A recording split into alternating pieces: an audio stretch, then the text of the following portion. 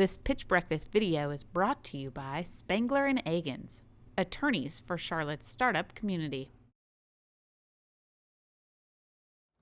All right, so the world is changing, and I think most of you guys probably understand it intuitively, but you might not realize it. And as soon as Juan gets my slides going, I'll have some visual backup. But first I want to start by asking you guys, how much of your shopping do you think you do online, roughly? 25%, 50%? Are you guys all Amazon Prime subscribers? There we go. E-commerce, just think over the past decade, how much more of your spending has moved online? How many of the things you buy every day you buy online? Well, it turns out that even all of that, over the last 15 years, the birth of Amazon.com, everything that we've known about e-commerce, PayPal, all of this, has added up to only 7.8% of retail sales being spent online. And the projections are that over the next 15 years, that's going to scale up to almost half. So consider all of the dramatic change that has led up to 7.8% of retail sales via e-commerce, and now imagine what that's going to look like when that number is 50%. You guys might also know that my clicker doesn't work. Next slide, one, maybe. So we need a new kind of consumer products company to keep up with that. The old way was Procter & Gamble. So the old way is Procter & Gamble. You guys may have heard of them. If you haven't heard of them, you've definitely heard of their brands: Bounty, Tide, Iams Dog Food, Charmin. About 65 brands, about $78 billion of revenue. And they do it by dominating retail shelves. So you buy Procter & Gamble brands at Walmart. But the problem with that is Walmart only carries a finite number of brands. Walmart is huge, but it's finite. So it has the effect of concentrating, ooh, this is Skippy, has the effect of concentrating consumer demand on a finite number of brands, the brands that you can fit in a Walmart. And that's how Procter & Gamble has been so dominant. They control that shelf space. But the game has changed online. This is data that I pulled from Amazon a couple months ago. Walmart sells about 4.2 million products. Amazon sells 356 million. So the choice is vast. There are so many more products online. E-commerce is a storefront with an infinite shelf space. But at the same time, consumer demand is relatively constant. The consumer has to make a choice. You buy a boutique brand of toilet paper, you're not buying Charmin. So it has the effect of these large consumer products companies are dying by 1,000 cuts by lots of boutique brands. And I'll illustrate that with an example that we all understand intuitively here in Charlotte, craft beer. So this is a graph. The black bar is Budweiser sales. The blue bar is craft beer sales. Craft beer sales surpassed Budweiser sales in 2013. But what you'll notice is this blue bar is not made up of one brand. This blue bar of craft beer is made up of thousands and thousands and thousands of craft beer brands. So you can see the big brands are getting eaten by all these startups. These are all the Procter & Gamble brands in the middle. These are all of the new single product brands that are eating Procter & Gamble. So what does this mean? What it means is that we need a new kind of consumer products company, one that is built for the internet. My slides are still not going. Can I get the next one? So Elements Brands is that company. And if you're going to sell products online, we need to be built for a world where there are thousands of brands, thousands of boutique brands, instead of 65 big Procter & Gamble brands. So what we've been focused on is building a portfolio of small consumer products brands, niche consumer products brands, and scaling the SG&A across those brands. So we can be really good at fulfillment, warehousing, customer service, digital marketing, these types of things where brands are sold online. And e-commerce has made it easy for brands to go directly to their consumers. If instead of selling dog collars, you can sell Chihuahua collars for guide dogs, and you can find that audience, and those people go, wow, this is the brand for me. So Elements Brands is a portfolio of niche brands. And let me kind of tell you, how am I doing on time, Vic? About a minute left? Minute and a half left? So let me kind of tell you where we are today, and then I'll tell you where we're going. So as of right now, Elements Brands, we have a portfolio of 7 different brands. We have about $3 million in revenue this year across all 7 of our brands. We have 5,000 square feet in South End and about 8 employees. We have doubled every year for the past 5 years, kind of on this thesis of let's invest in and acquire and launch small niche brands and build a company where the operations scale across multiple brands. And so I asked myself, how do we do, if you have to have 2,000 brands to get to billions of dollars in revenue instead of 65, what does that look like? And the skills that requires are digital marketing, email marketing, AdWords, Facebook ads, fulfillment, customer service, all these types of things that really Amazon is very good at, logistics, but applied to the brand space, a Pride to Procter & Gamble space. So we realized that we could launch these brands one by one, but we really wanted to go faster. So what we started doing about 3 years ago is acquiring small mom and pop brands. So I went out and I find a brand that's kind of plateaued off. The founders have a great product, but maybe they're not business people, they're running out of their garage, and they don't know really where to take it next. So I acquire those brands, and then we apply our expertise in digital marketing and scale them up and spread the cost across our cost infrastructure. We have done 3 acquisitions over the past 3 years, all have between 2 and 5x under our first year of ownership. And we are currently raising money to go out and do a lot more of that. So we are raising $3 million currently to go out and deploy, to do a roll-up of small brands, put them on our platform, and scale our brand, or scale Elements brands, our portfolio, to be the Procter & Gamble of 2030. How to do?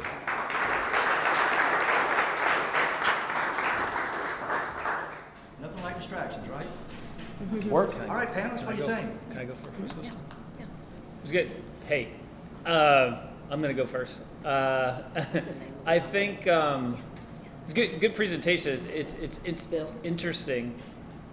And I know you had some problems with your slides, but my first comment was, you got to get to it. I mean, you have 5 minutes, and 3.5 minutes into it, it was very, very, very high level. Just everybody in this room knows that your first 3 slides are like, there's a thing called the internet, and there's a lot of brands. Like, sorry, I'm not trying to be harsh. I'm trying to be direct. And just, if you have 5 minutes, you got to get to where you were. The things that you were saying in the last 30 seconds were totally interesting.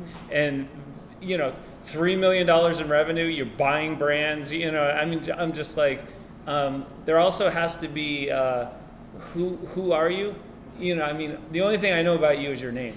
And after this presentation, and to be going into this pond of Amazon and Procter & Gamble and brands, it's like, who are you? Are you a college kid thinking big dreams, or are you a guy that owns 4 brands and doing this much in revenue? And because you got to get to that, you got to grab the attention. But overall, it sounds like you're definitely onto something, and it could be really interesting. But you've got to get that out, and in the 5 minutes that you've been given, you gotta pound it. I would start where you ended, and Flip then the presentation. Gotcha. That's what I got. Appreciate it. Yeah. I agree, and I think that the danger with slides is that they become a security blanket. So at any time, you should be prepared. And when you're pitching to investors, maybe a lot of times you're going to be sitting down, or you're going to be using your props and whatnot. But you should be able to have a pitch that you can get at in 3 minutes, in 1 minute, 5 minutes, 30 minutes, but I think you got a little bit flustered on the slides, which I think is natural, but just be prepared for that. Always think, technology is great and it's a great support, but it can also mess you up. I agree with the stuff at the end. A lot of the questions I was writing is, okay, how much are you looking for? What percentage of that is your business? If you're pitching to investors, that's what we're going to want to know.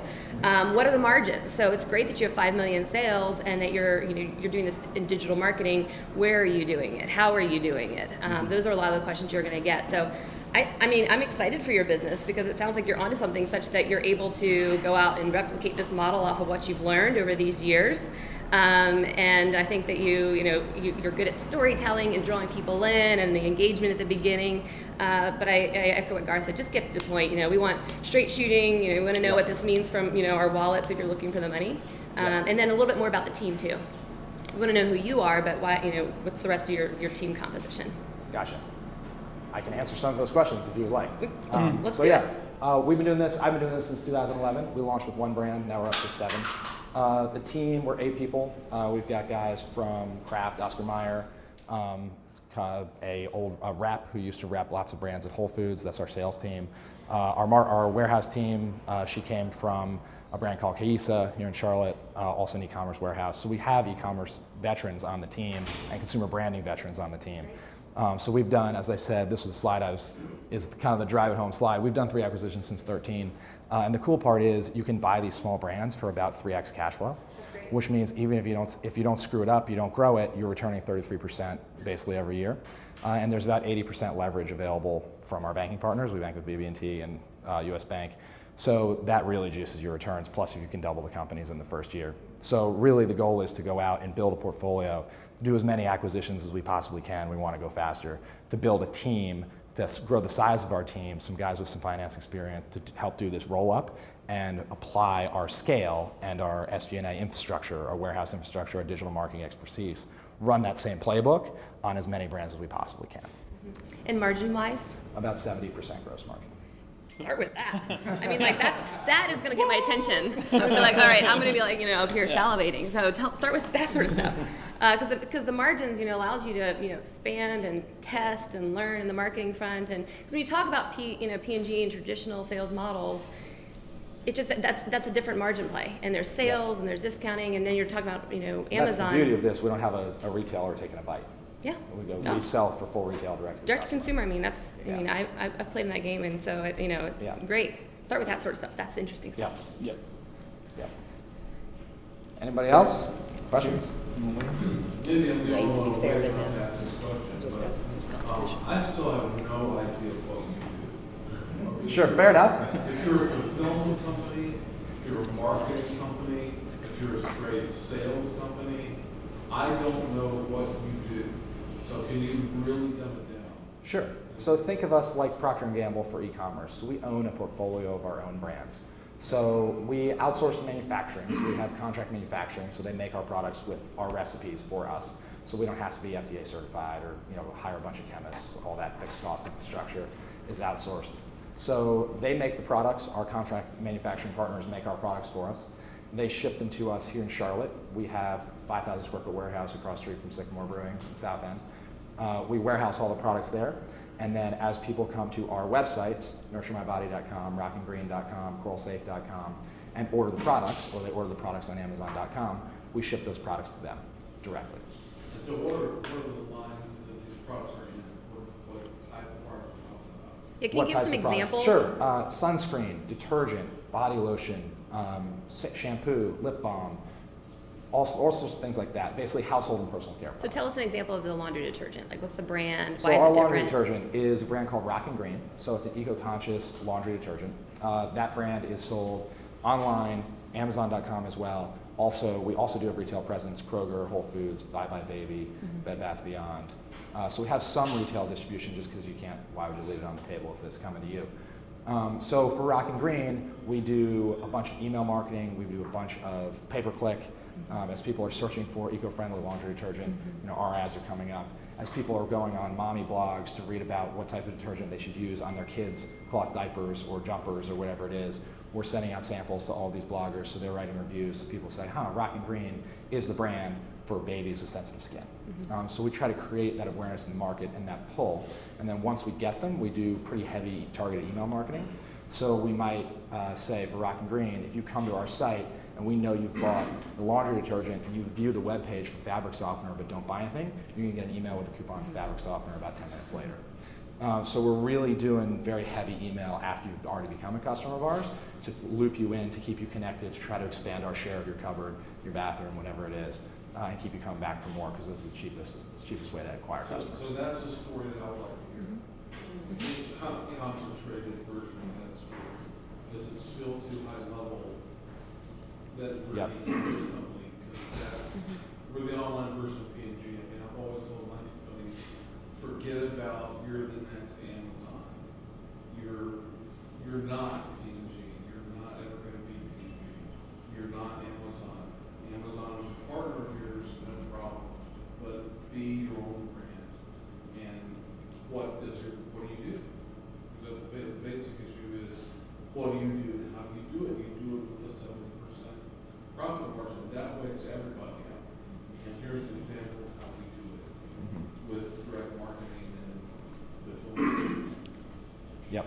I'd like to see a slide in your presentation. Like the beer slide it confused me, because I thought maybe you're a beer company. I think you were trying to show the boutique, the craft beating out some of the big Right. brands, but just even saying here's P&G, here's your boutique brand, and then a slide in terms of how you're distributing. Just again back to that point, very distilled. Tell that story and build it up, versus maybe putting something in there and just every single slide you have or every part of your story. Does it build? Is it take you off on a tangent? Is it relevant? But I think that the specific boutique brands and how they're different is a compelling value proposition, and it's showing up in its margins where you have room to market, and then show that growth curve in terms of your sales, because $3 million in revenue is impressive. Yep, thanks.